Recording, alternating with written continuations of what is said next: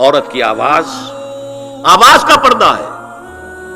اب دیکھیے کس حد تک نماز میں اس وقت عورتیں بھی شریک ہوتی تھی. اگرچہ حضور نے فرمایا مردوں کی صف بہترین سب سے آگے والی ہے اور سب سے بری صف سب سے پیچھے ہے، کیونکہ اس کے پیچھے پھر عورتوں کی صف ہوتی تھی. اور عورتوں کے لیے سب سے اچھی صف سب سے پچھلی والی ہے اور سب سے بری سب سے آگے والی ہے. سب سے آگے والوں کے سامنے پھر مرد ہوتے تھے، ان کی پشت ہوتی تھی. تو اسی طریقے سے اگر غلطی کی ہے تو مرد جو ہے کہے گا سبحان اللہ. امام سے غلطی ہو گئی ہے، مرد کیا کہے گا؟ سبحان اللہ. عورت کیا کرے گی؟ اپنے ایک ہاتھ کے پشت پر اپنا ہاتھ مارے گی، اپنی آواز نہیں نکالنی. آواز کا پردہ، چھونے کا پردہ یہاں تک ہے کہ حضور نے کبھی کسی عورت سے ہاتھ نہیں ملایا، اور آپ جب بیعت بھی لیتے تھے تو بس زبانی الفاظ کہلوائے اور کہا ٹھیک ہے بیعت ہو گئی. یا ایک کپڑا پکڑا، اس کا ایک سرا اپنے ہاتھ میں دوسرا سرا اس خاتون کے ہاتھ میں، یا ایک تشت کے اندر پانی بھرا، اس میں ایک طرف اس نے انگلیاں ڈال لی اور ایک طرف حضور کی انگلی. لیکن مسافت لا اسافح النساء. ایک دفعہ ہوا بھی کہ بعض خواتین نے جب بیعت کی ہے تو پھر انہوں نے ہاتھ آگے بڑھایا مسافے کے لیے. حضور نے فرمایا انی لا اسافح النساء، میں عورتوں سے مسافہ نہیں کرتا. اسلام میں پردے کتنے ہوئے؟ پہلا پردہ 4 دیواری، گھروں میں رہو، یہ پہلا پردہ ہے. جیسے ڈیفنس لائنز ہوتی ہے نا فوج کی، یہ فرسٹ ڈیفنس لائن، سیکنڈ ہے، تھرڈ ہے. پہلی کو عبور کر کے کوئی آ جائے تو سیکنڈ ہے، سیکنڈ سے گزرے تو پہلا پردہ 4 دیواری. اس میں محرم آئے گا. اب دیکھیے اسی پر ہماری تہذیب استوار ہوئی، اسی پر ہمارا آرکیٹیکچر بنا. گھر ایسے بنے کہ مردانہ علیحدہ، زنانہ علیحدہ. چھوٹا آدمی ہے تب بھی بیٹھک علیحدہ، بیٹھک باہر سے کھلے گی اور پھر ڈیوڑی سے ہو کر پھر گھر کے اندر جائیں گے. مرد آئیں گے تو یہاں بیٹھیں گے، اندر نہیں جائیں گے. اندر تو صرف وہی جائیں گے جو محرم ہے، ابدی محرم.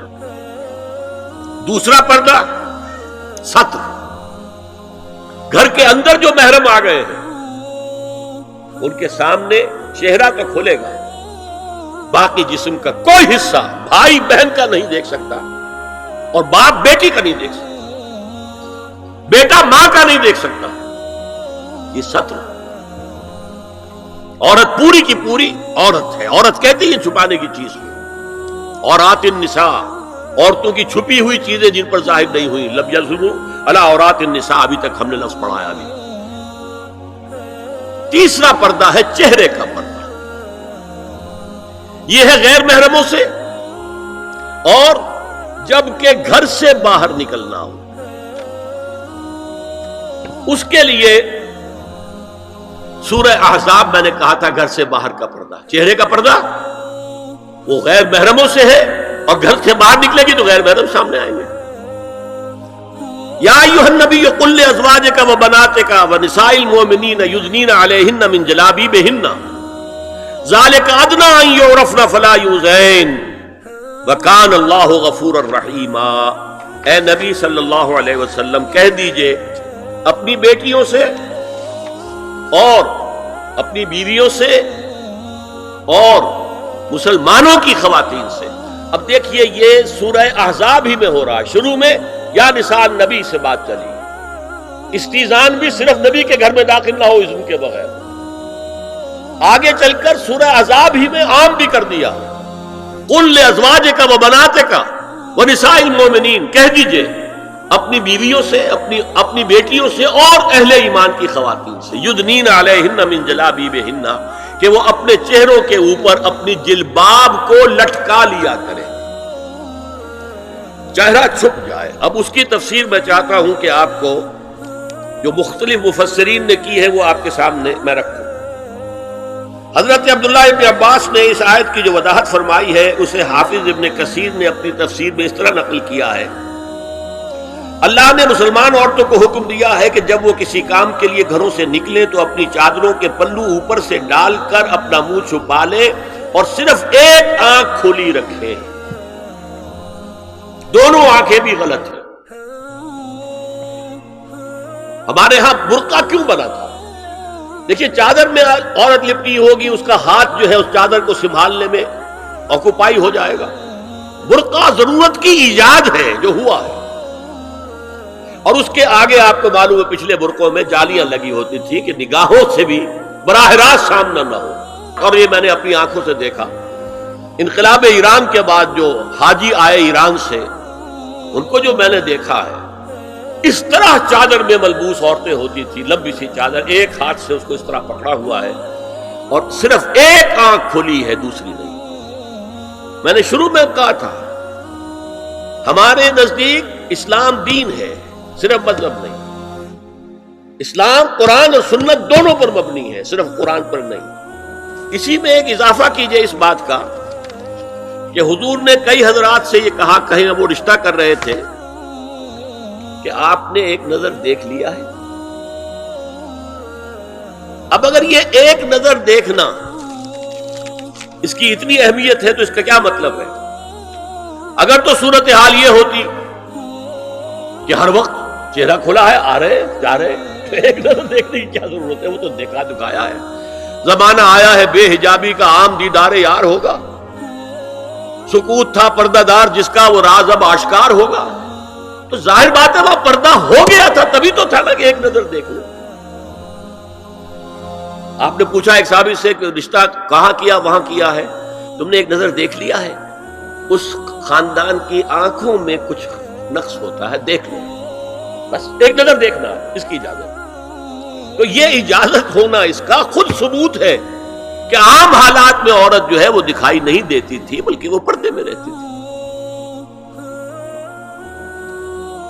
مسلمان جدید تعلیم یافتہ دانشوروں کی منافقت، وہ کہتے ہیں یہ پردہ وردہ سب مولویوں کی ایجاد ہے. کبھی کہہ دیتے ہیں یہ تو ہندوستان میں راجپوتوں کا پردہ ہوتا تھا تو مسلمانوں نے یہاں یہ پردہ ایجاد کر دیا. میں نے دیکھا ہے عرب کی بدو خواتین کو مکے سے مدینے جاتے ہوئے نظر آتی ہیں. ایک خاتون اونٹ کی پوری قطار لے کر جا رہی ہے، ہاتھ میں لاٹھی ہے، پورا مکمل پردہ، چہرہ چھپا ہوا، آنکھوں کے اوپر بھی کوئی انہوں نے وہ حجاب سا بنایا ہوتا ہے خاص چھجا سا، اور ہاتھوں میں دستانے، پاؤں میں جرابیں. یہ کون سے راجپوتوں کا پردہ سعودی و عرب کی جو ہے ریگستانوں میں پہنچ گیا. بدو جب آتے ہیں اپنی عورتوں کو اسی حال میں لے کر آتے ہیں، اور ان کا یہ ہے کہ وہ احرام کا معاملہ بھی یہ ہے کہ یہاں چھجا بنا کر آگے چادر لٹکا لیتے ہیں، صرف چہرے سے مس نہ کریں بس. اور وہ پھر اپنی خواتین کو جب طواف کراتے ہیں تو ان کے گرد گھیرا ڈال لیتے ہیں ہاتھ سے ہاتھ پکڑ کر، تاکہ کسی اور کے ساتھ ان کا نہ کندھا لگے اور نہ کوئی اور جسم کا حصہ بس. یہ پردہ وہاں کہاں سے آ گیا؟ سر سید کا واقعہ تو میں آپ کو بتا چکا ہوں. اب ذرا علامہ اقبال، میں منافقت اس لیے کہہ رہا ہوں کہ ایک طرف ہمارا جدید دانشور طبقہ، مولوی ملاٹے دیوبندی ہوں، فلاں ہوں، یہ ہوں وہ ہوں، یہ دقیانوسی ہے، اصل میں تو سر سید احمد خان، اور پھر علامہ اقبال. علامہ اقبال کا حال کیا ہے وہ سن لیجئے آپ. انگریز سرکار لارڈ ولنگٹن کے زمانے میں علامہ اقبال کو اپنا گورنر بنا کر جنوبی افریقہ بھیجنا چاہتے تھی. من جملہ دیگر شرائط کے ایک شرط یہ بھی تھی کہ تمام سرکاری تقریبات میں بیگم اقبال ان کے ہمراہ ہوں گی. علامہ اقبال نے یہ کہہ کر اس پیشکش کو ٹھکرا دیا، بے شک میں گناہگار مسلمان ہوں اور اعمال کے اعتبار سے مجھ سے بہت سی کوتاہیاں سرزد ہوتی ہیں، تاہم میں اتنا بے غیرت نہیں ہوں کہ محض ایک سرکاری عہدے کی خاطر اپنی بیوی کو بے پردہ کر دوں. هي الحلقات تحفظني بآيات من القرآن، هي الحلقات تملأني بحب المصطفى العدنان، هي الحلقات تحفظني